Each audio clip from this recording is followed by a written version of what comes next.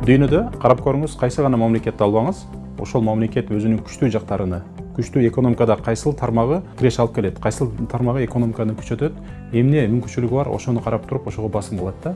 Мисалы, мына бүгүн азиатское чудо деп биз Сингапурду билебиз. Сингапур кичинекей мамлекет, бирок эмне себептен абдан катуу өнүгүп кетти. Ал жерде 30 жыл премьер-министр болгон Ли Куан Ю деген жетекчиси болгон. Жетекчи болуп келген убакта аларда дагы жогоруда айткандай ресурстар болгон эмес. Ошондо премьер-министр жанагы 3-чү мамлекеттен 1-чи мамлекетке деген китеби бар. Ошол китебинде өзүнүн өткөргөн жолун эстеп айтып берет да. Мен ошол мамлекетти эмне менен көтөрөм? Кайсыл багыты Сингапур үчүн өтө мындай экономиканы көтөрө алат дегенде эч нерсе таба албайт. Бирок анын эсине келет, дүйнөдө финансылык борбор болушум керек экен. Бүт баягы акчанын баары биз аркылуу которулуш керек экен, бизде тейленип туруш керек экен, биз ошого жараша банктык системаны түзүш керек экен деп, ошол фишканы таап туруп, ошол негизги маселени таап, ошол аркылуу экономиканы көтөрүп кетет да.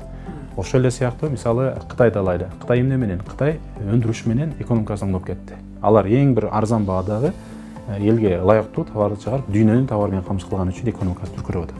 Кыргызстан эмне менен өнүгүп алат? Кыргызстанда негизги биздин экономиканы жаңы деңгээлге көтөрө турган 4-5 негизги багыттарыбыз бар. Ошонун бирөөсү туризм.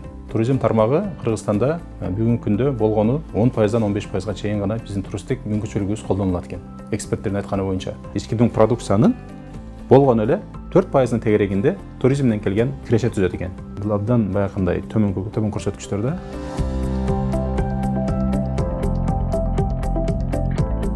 Бир топ мүмкүнчүлүктөрүбүз бар. Мен ошону негизги эле бир эле мүмкүнчүлүгүн айтып берем. Бул Кыргыз мамлекетибиздин жайгашкан жери, дүйнөлүк картадагы биздин жайгашкан жери, бул стратегиялык транзиттик аймакта турабыз. Ошол эле Азия менен дагы, Европа жаккан дагы, чыгыш жака дагы, батыш жака дагы биз жакын болуп турабыз. Биздин жайгашкан жерибиз бул стратегиялык жер деп айтмакмын да. Бул эң чоң ролду ойнойт. Ошондуктан экинчиден албетте мамлекетибиздеги таза аба, жаратылыш байлыктарыбыз мунун баардыгы ошол туристтик мамлекет болгонго толук өбөлгө түзө алат. Биринчи кезекте биз Кыргызстан туристтик мамлекет катары биздин имиджибиз, биздин мамлекетибиздин аты эң бир мыкты таанылыш керек.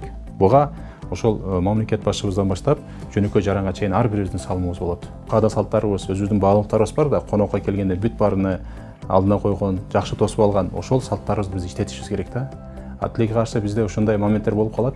Туристтер келсе, бул жерде алданып калышы мүмкүн. Жөнөкөй эле мисал аэропорттон келгенде 500 сомго алып келе турган такси 1000 сомго алып келип коюшу мүмкүн да. Анан ошол 500 сомдун айынан Кыргызстанды жаман көрүп калат да.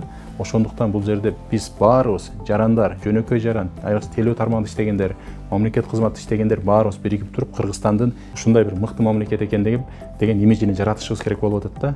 Экинчиден, имидж жакшы болгондон кийин, туристтер келип баштагандан кийин биздин ошол виза берүү системаларыбыз, документтештирүү иштерибиз, мыйзамдаштыруу иштерибиздин баардыгы эң жөнөкөй болуш керек. Үчүнчү маселе, туризм деселе көлдү түшүнбөстөн, же болбосо 2 айлык сезон түшүнбөстөн, жалпы Кыргызстандагы ушундай туристтик продукт иштеп чыгыш керек. Жыл боюнча туристтерди алып келе турган.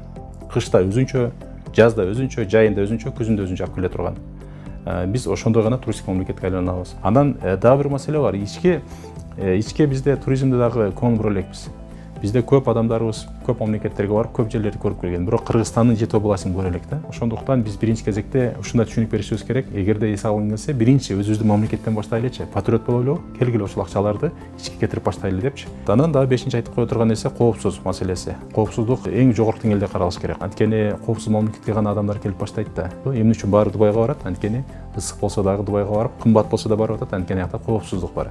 Ошол сыяктуу Кыргызстан дегенде дагы Кыргызстанды ушундай бир коопсуз мамлекет элестетиш керек да. Анан негизги муну биз мындай бюджетибизди толтура турган, келечекте өнүгө турган, элибизди иш менен камсыз кыла турган тармак катары карашыбыз керек да.